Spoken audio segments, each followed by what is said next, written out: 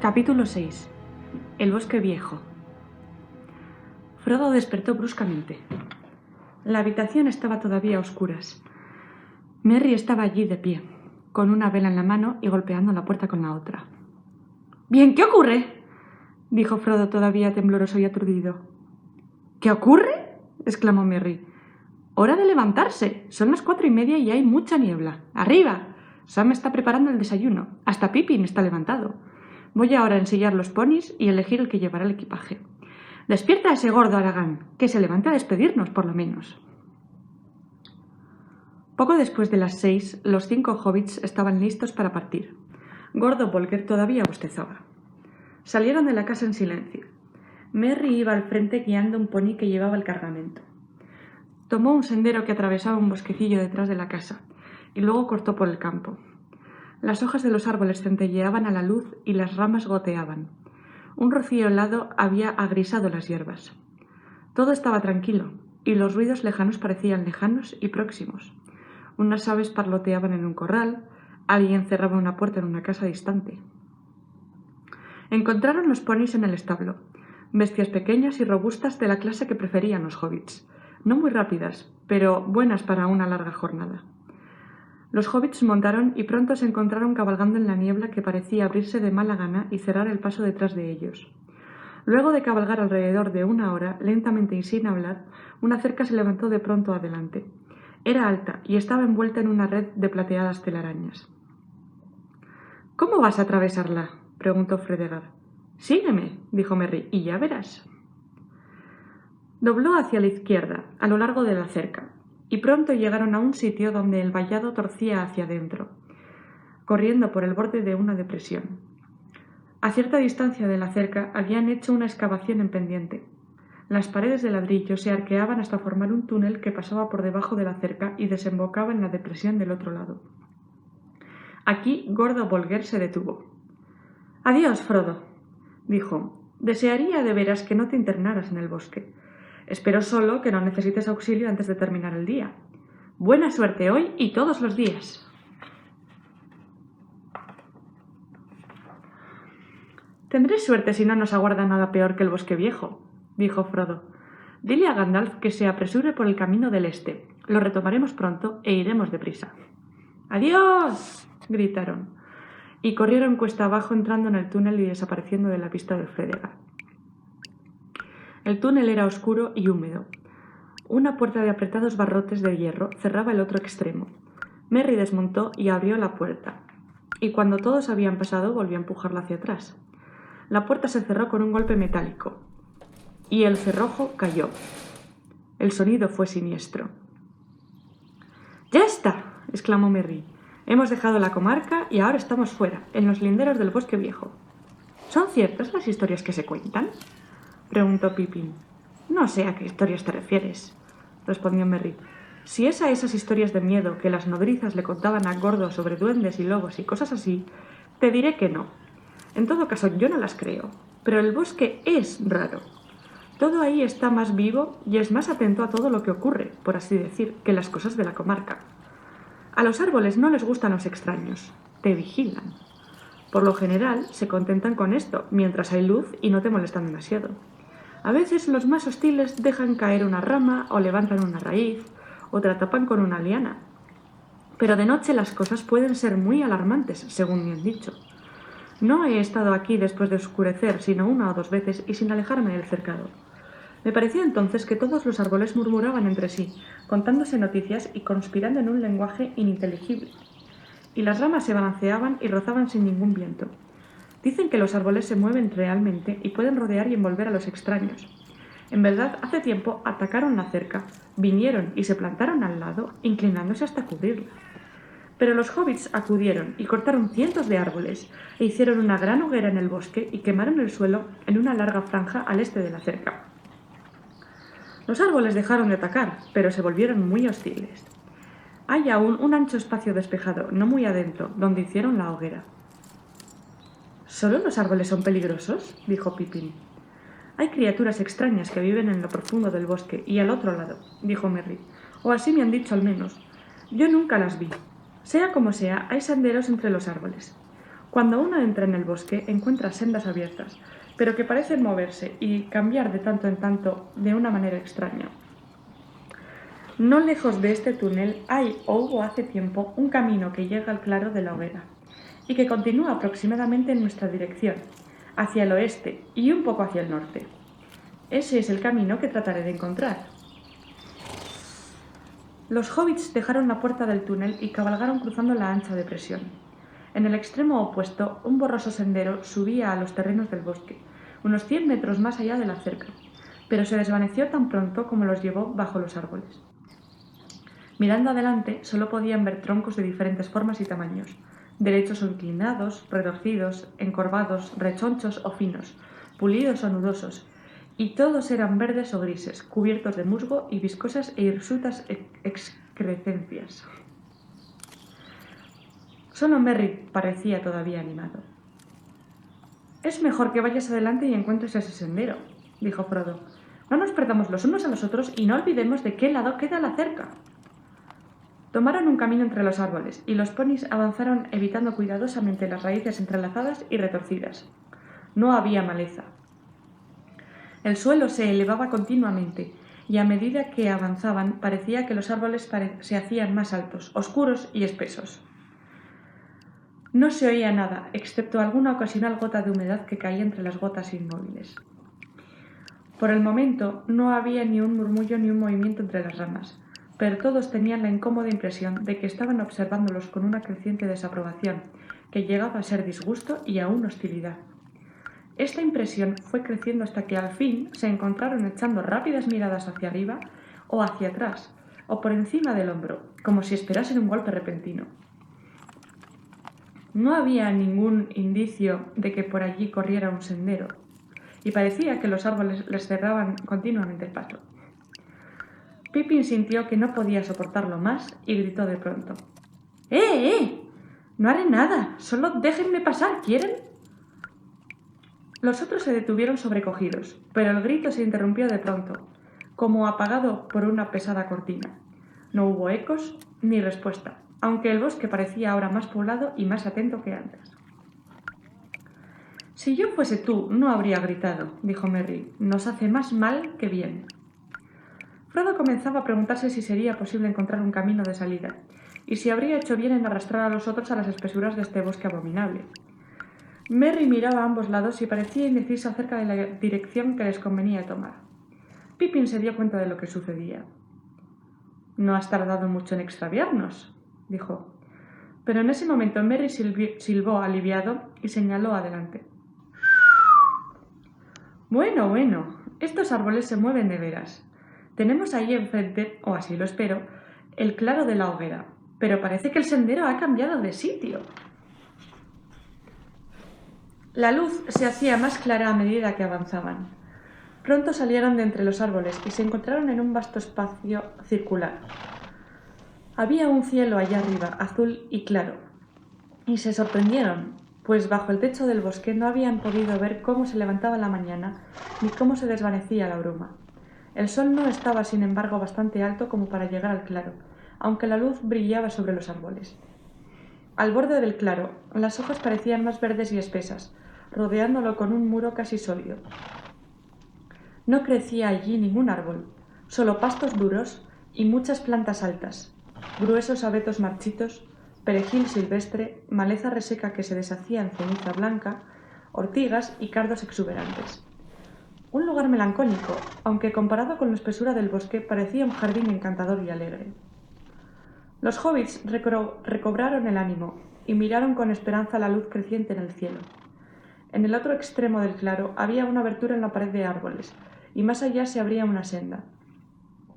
Alcanzaban a ver cómo entraba en el bosque, ancha en algunos sitios y abierta arriba, aunque de vez en cuando los árboles la ensombrecían cubriéndola con ramas oscuras. Siguieron ese camino. Ascendían aún, pero ahora más rápidamente y con mejor ánimo, pues les parecía que el bosque había cedido y que después de todo no se opondría a que pasaran. Pero al cabo de un rato el aire se hizo pesado y caluroso. Los árboles se cerraron de nuevo a los lados y no podían ver adelante. La malignidad del bosque era ahora todavía más evidente.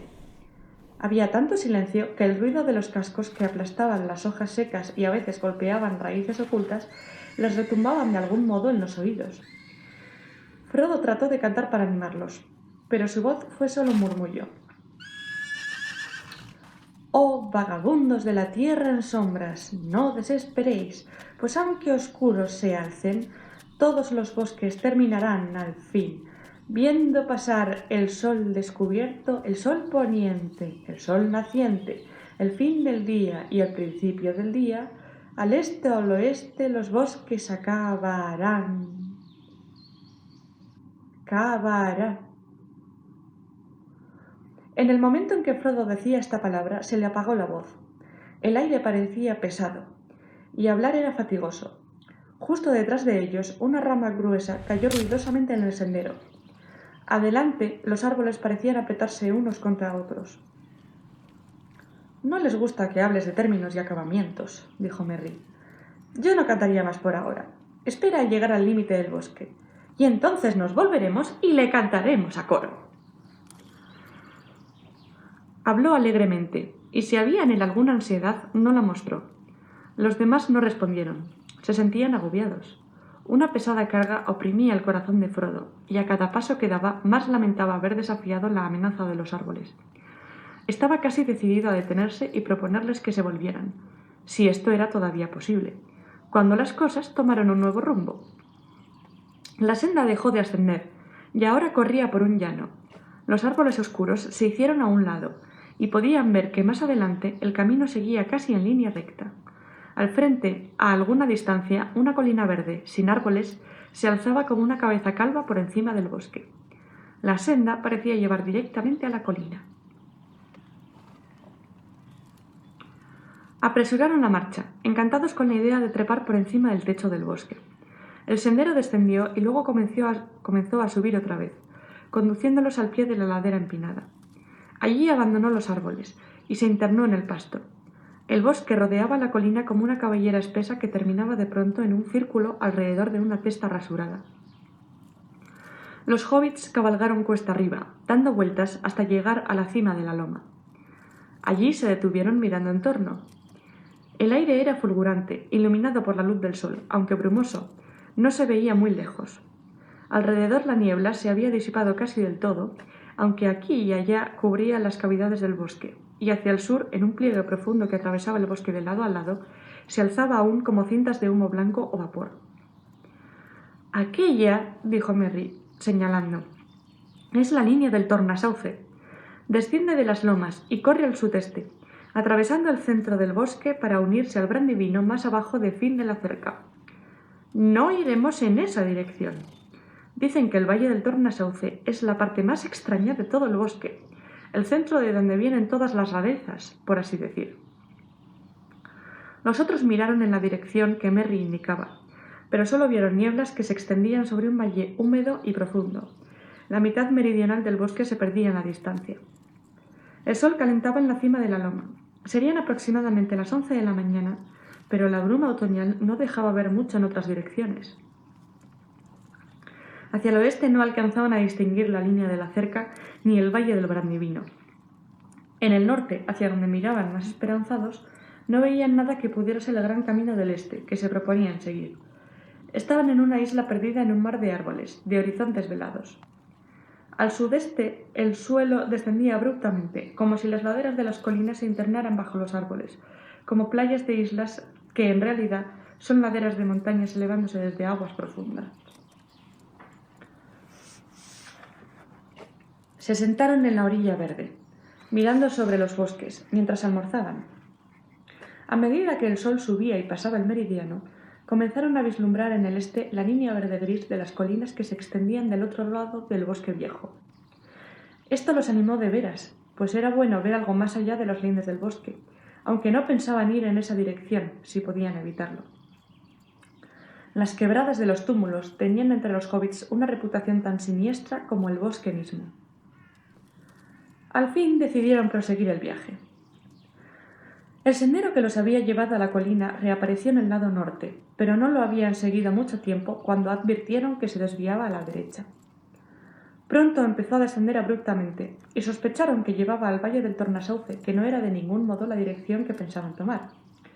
Lo discutieron un rato, y al fin resolvieron dejar el sendero y torcer al norte, pues aunque no habían podido verla desde la cima de la loma, la ruta tenía que estar en esa dirección y no muy lejos.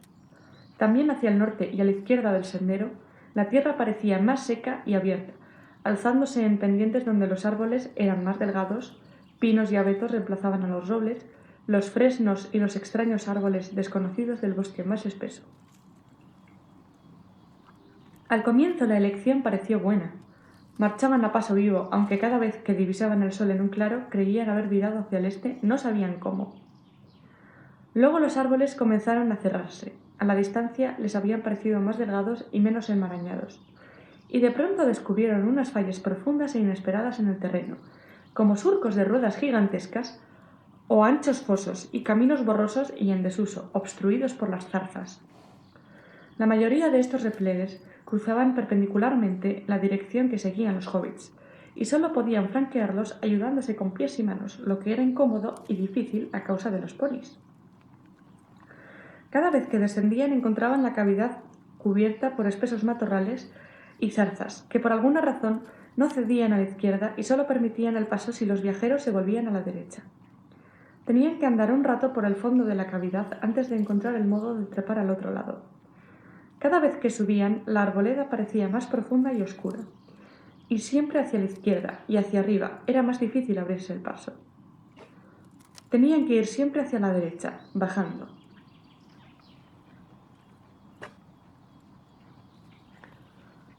Al cabo de 1 hora o 2 habían perdido todo sentido claro de la orientación, aunque sabían que desde hacía tiempo ya no iban hacia el norte. Marchaban sin rumbo, siguiendo un itinerario que otros habían elegido para ellos, al este y al sur, hacia el corazón del bosque y no hacia una salida. La tarde declinaba cuando descendieron arrastrándose y tropezando a un repliegue más ancho y profundo que todos los anteriores. Era tan empinado y abrupto que no había modo de salir por un lado o por el otro sin abandonar los ponis y el equipaje. Todo lo que podían hacer era seguir el curso descendente de la falla. El suelo era más blando ahora, y a trechos pantanoso. En los terraplenes aparecieron manantiales, y pronto se encontraron marchando a orillas de un arroyo que se escurría y murmuraba sobre un lecho de hierbas salvajes. Luego el suelo comenzó a descender rápidamente, y el arroyo se hizo más sonoro y caudaloso, bajando a saltos a lo largo de la pendiente. Estaban en una profunda y oscura hondonada, cubierta por una alta bóveda de árboles. Marcharon un rato tropezando a lo largo del arroyo, y de pronto salieron de las tinieblas como a través de una puerta y vieron adelante la luz del sol. Salieron al claro, descubrieron que habían venido caminando por una hendidura en un barranco empinado, casi un acantilado. Allá abajo había un ancho espacio de hierba y cañas. A lo lejos se veía otra pared, también escarpada. El oro de un sol tardío se extendía cálido y pesado entre las dos paredes. En medio serpenteaba un río de aguas pardas y perezosas, bordeado por viejos sauces, techado con ramas de sauces, bloqueado por sauces caídos y moteado por miles de hojas de sauces marchitas. Las hojas espesaban el aire, caían revoloteando, amarillas. Una brisa tibia y dulce soplaba en la hondonada. Las cañas murmuraban y las ramas de los sauces crujían. «Bueno, por lo menos ahora tengo una idea de dónde estamos», dijo Merry. «Hemos venido en dirección contraria a lo previsto. Este es el río del Tornasauce. Iré a explorarlo». Salió a la luz y desapareció entre las hierbas altas. Poco después reapareció, informando que el suelo era bastante firme entre el pie del acantilado y el río. En algunos sitios una hierba apretada bajaba al borde del agua. «Más aún», dijo, «parece haber algo semejante a un sendero sinuoso a lo largo de esta orilla. Si doblamos hacia la izquierda y lo seguimos, creo que saldremos del bosque por el lado este». «Lo mismo digo», comentó Pippin. «En fin, si las huellas llegan tan lejos y no nos dejan en algún pantano. ¿Quién puede haber trazado esta senda? Decidme, ¿y por qué? Estoy seguro de que no para nuestro beneficio. Comienzo a desconfiar de veras de este bosque y de todo lo que hay en él. Y ya creo en todas las historias que se cuentan». ¿Tienes alguna idea de la distancia que debemos recorrer hacia el este? No, dijo Merry, no la tengo. Ignoro del todo a qué altura del tornasauce nos encontramos. Ni quién pudo haber venido aquí con tanta frecuencia como para trazar una senda a lo largo del río. Pero no veo ni imagino otra salida. No habiendo alternativa, partieron uno detrás de otro y Merry los llevó al sendero que había descubierto. Las hierbas y las cañas eran en todas partes lozanas y altas, y en algunos lugares crecían muy por encima de la cabeza de los viajeros. Pero una vez encontrado, el sendero era fácil de seguir en sus vueltas y revueltas, siempre por terreno firme, evitando ciénagas y pantanos. Aquí y allá atravesaba otros arroyos que venían de las tierras boscosas y altas, y descendían por hondonadas hasta el tornasauce. Y en estos puntos, y puestos allí con cuidado, había unos troncos de árboles o unos manojos de ramas que iban de orilla a orilla y ayudaban a cruzar.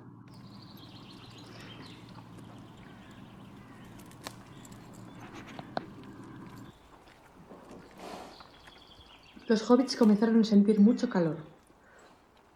Ejércitos de moscas de toda especie les zumbaban en las orejas, y el sol de la tarde les quemaba las espaldas. Inesperadamente entraron en una tenue sombra. Grandes ramas grises se extendían por encima del sendero. Cada paso adelante les costaba un poco más que el anterior. Parecía que una somnolencia furtiva les subía por las piernas desde el suelo y les caía dulcemente desde el aire sobre la cabeza y los ojos. Frodo sintió que cabeceaba. Justo delante de él, Pippin cayó de rodillas. Frodo se detuvo.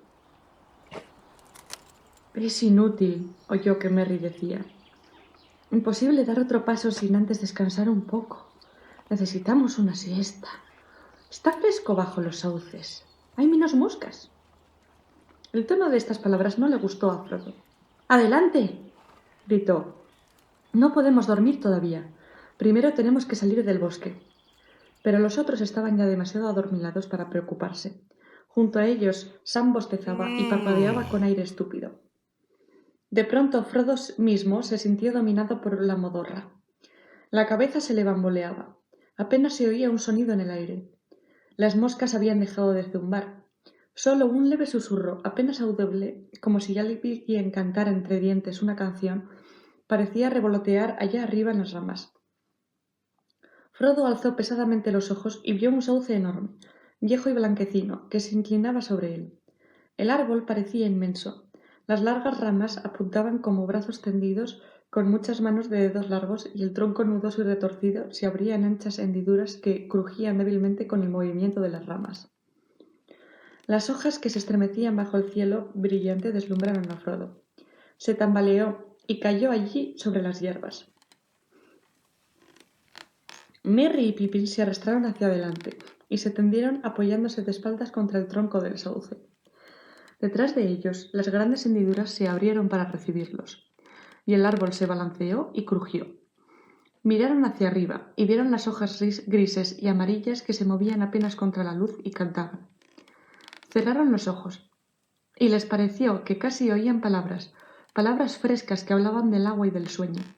Se abandonaron a aquel sortilegio y cayeron en un sueño profundo al pie del enorme sauce gris. Frodo luchó un rato contra el sueño que lo aplastaba. Al fin se incorporó de nuevo trabajosamente. Tenía unas ganas irresistibles de agua fresca. «Espérame, Sam», balbuceó. «Tengo que mojarme los pies un instante». Medio dormido, fue hacia el lado del árbol que daba al río, donde unas grandes raíces nudosas entraban en el agua, como dragones retorcidos que se estiraban para beber. Montó a horcajadas sobre una de las ramas, hundió los pies en el agua parda y fresca y se durmió enseguida, recostado contra el árbol.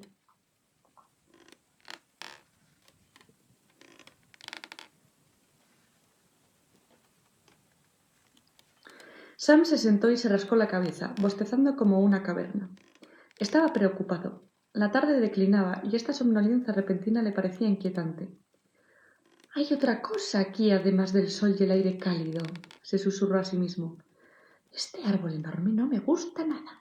No le tengo confianza. Escucha cómo canta invitando al sueño. No me convencerá». Se puso penosamente de pie y fue tambaleándose a ver qué ocurría con los ponis. Dos de ellos se habían alejado por el sendero. Acababa de atraparlos y de traerlos junto a los otros cuando oyó dos ruidos, uno fuerte y el otro leve pero claro. Uno era el chapoteo de algo pesado que había caído al agua. El otro parecía el sonido de una cerradura en una puerta que se cierra despacio. Sam se precipitó hacia la orilla. Frodo estaba en el agua, cerca del borde, bajo una enorme raíz que parecía mantenerlo sumergido, pero no se resistía. Sam lo tomó por la chaqueta y tironeó sacándolo debajo de la raíz. Luego lo arrastró como pudo hasta la orilla. Frodo se despertó casi inmediatamente, tosiendo y farfullando. ¿Sabes tú, Sam?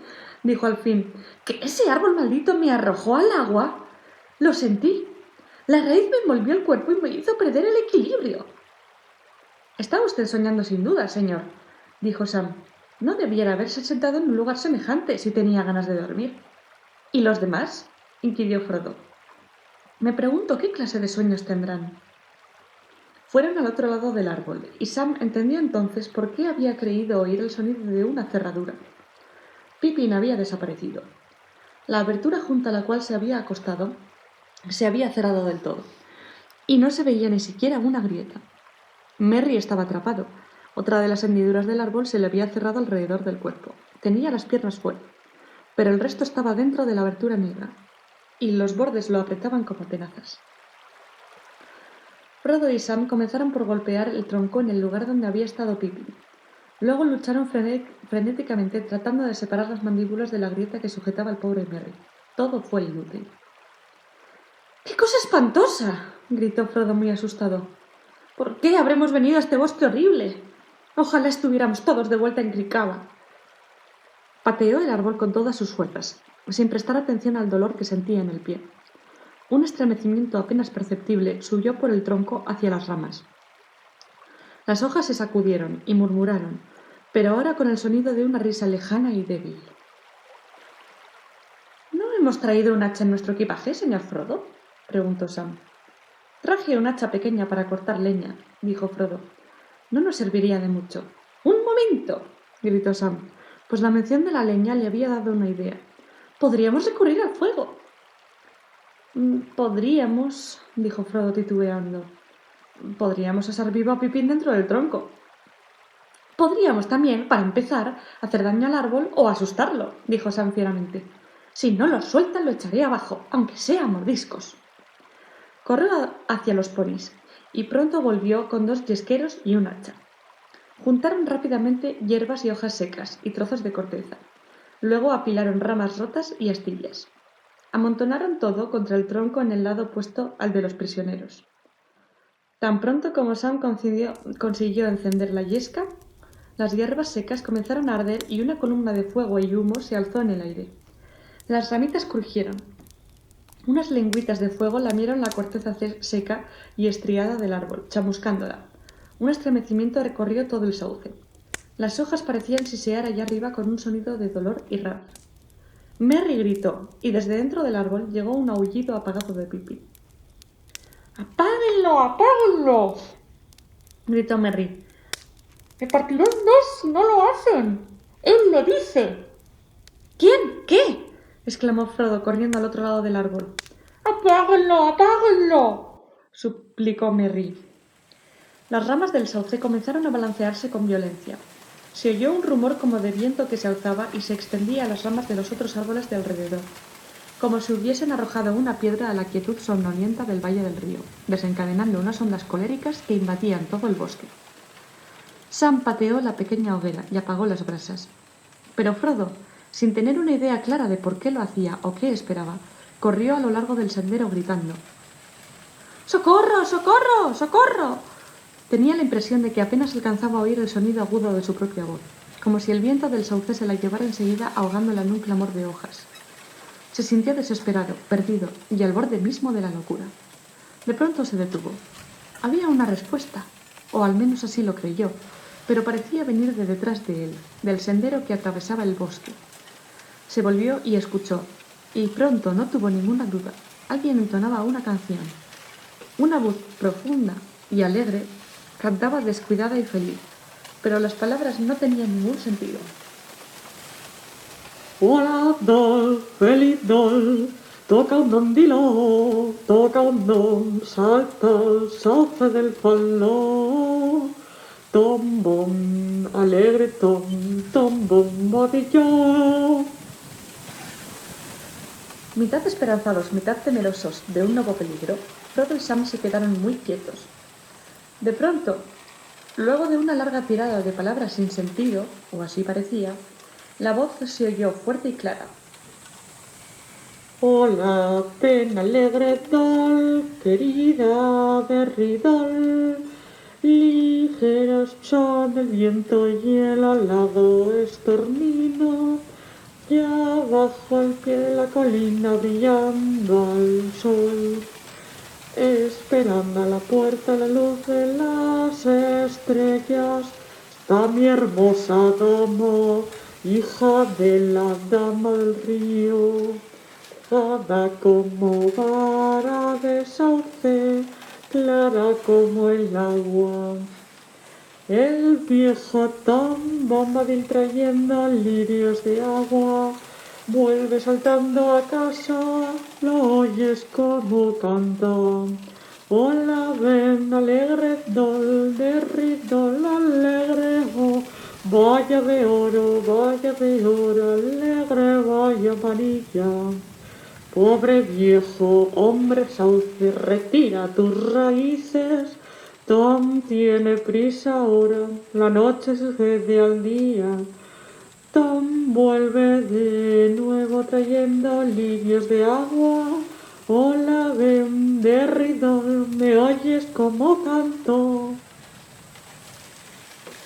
Frodo y Sam parecían hechizados. El viento echó una última bocanada. Las hojas colgaron de nuevo silenciosas en las ramas tiesas.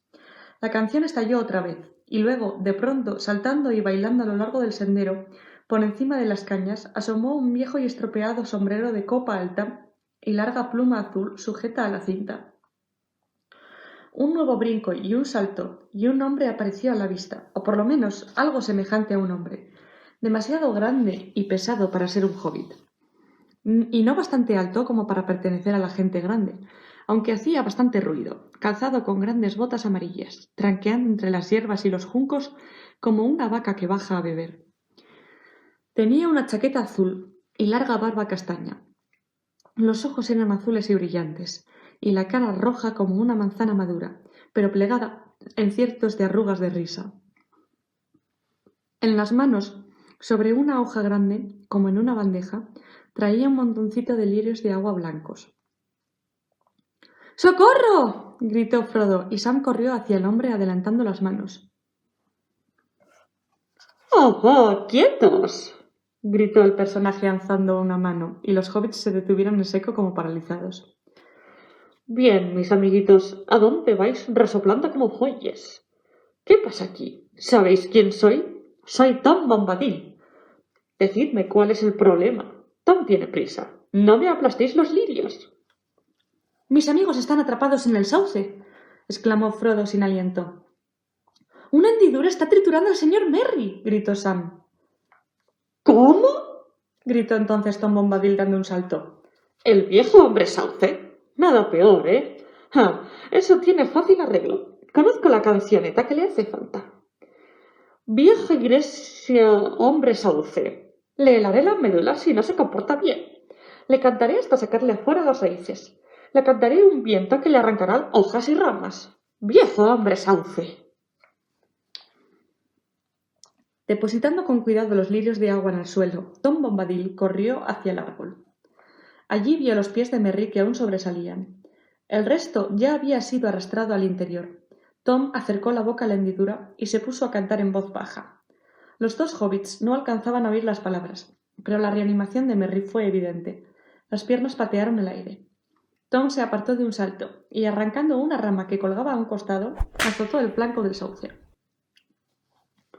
Déjala salir, viejo hombre sauce. ¿Qué pretendes? No tendrías que estar despierta. Come tierra, cava hondo, bebe agua, duerme. Bombadil, habla. Tomó entonces los pies de Merry y los sacó de la hendidura que se había ensanchado de pronto. Se oyó el sonido de algo que se desgarra. y la otra grieta se abrió también, y Pippin saltó afuera, como si lo hubiesen pateado. Enseguida, con un sonoro chasquido, las dos fisuras volvieron a cerrarse. Un estremecimiento recorrió el árbol de las raíces a la copa, y siguió un completo silencio. «¡Gracias!», dijeron los hobbits uno tras otro. Tom Bombadil se echó a reír. Bueno, mis amiguitos, dijo inclinándose para mirarles las caras. Vendréis a casa conmigo. Hay en mi mesa un cargamento de crema amarilla, panal de miel, mantequilla y pan blanco. Vaya de oro nos espera. Ya habrá tiempo para preguntas mientras cenamos. Seguidme tan rápida como podáis. Luego de esto, Tom Bombadil recogió los lirios y se fue saltando y bailando por el camino hacia el este, llamándolos con la mano, cantando otra vez en voz alta una canción que no tenía sentido. Demasiado sorprendidos y demasiado aliviados para hablar, los hobbits lo siguieron tan rápidamente como podían. Pero esto no bastaba.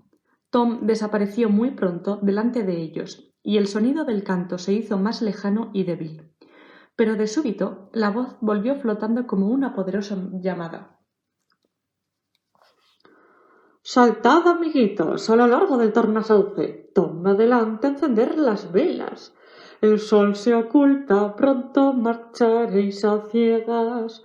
Cuando caiga la noche, las puertas se abrirán y en las ventanas brillará una luz amarilla.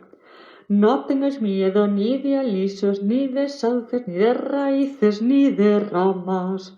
Toma adelante. Hola, hola, alegre dol, bienvenidos a casa. Luego los hobbits no oyeron más. Casi enseguida pareció que el sol se hundía entre los árboles, detrás de ellos. Recordaron la luz oblicua de la tarde que brillaba sobre el río Brandivino y las ventanas de Gamoburgo que comenzaban a iluminarse con cientos de luces. Grandes sombras caían ahora alrededor. Los troncos y las ramas, negros y amenazantes, se inclinaban sobre el sendero. Unas nieblas blancas comenzaban a alzarse ondulándose en la superficie del río, esparciéndose entre las raíces de los árboles en las orillas.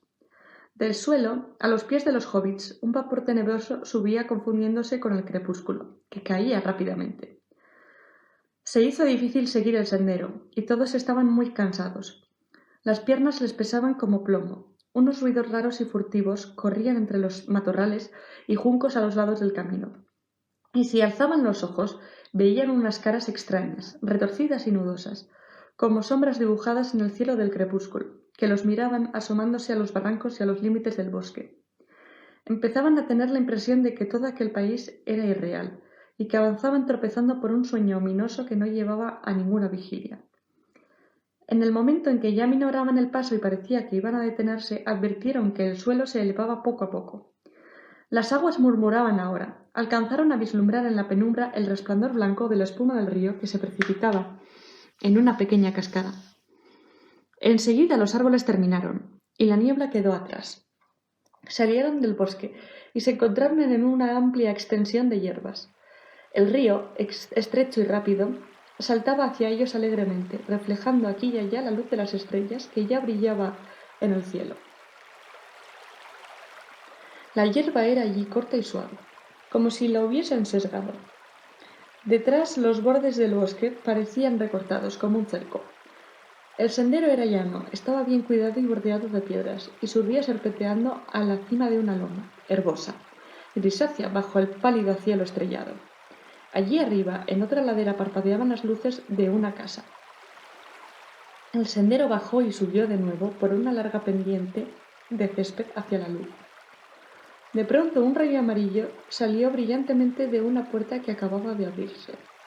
Era la casa de Tom Bombadil, sobre y bajo la colina. Detrás el terreno se elevaba gris y desnudo, y más allá, las sombras oscuras de las quebradas de los túmulos se perdían en la noche del este. Hobbits y ponis se precipitaron hacia adelante. Ya se habían quitado de encima la mitad de la fatiga y todo temor. Hola, venid alegre tol. Llegó a ellos la canción como una bienvenida. Hola, venid alegre tol. Bravos míos, saltad. Hobbits, ponis y todos a la fiesta. Que la alegría empiece. Cantemos todos juntos. Luego otra voz, clara, joven y antigua como la primavera, como el canto de un agua gozosa que baja la noche desde la mañana brillante en las colinas, cayó como plata hasta ellos. Que los cantos empiecen, cantemos todos juntos, el sol y las estrellas, la luna, las nubes y la lluvia, la luz en los capullos, el rocío en la pluma, el viento en la colina, campana en los brezos, las cañas en la orilla, los lirios en el agua, el viejo Tom Bombadil y la hija del río. Y con esta canción, los hobbits llegaron al umbral, envueltos todos en una luz dorada.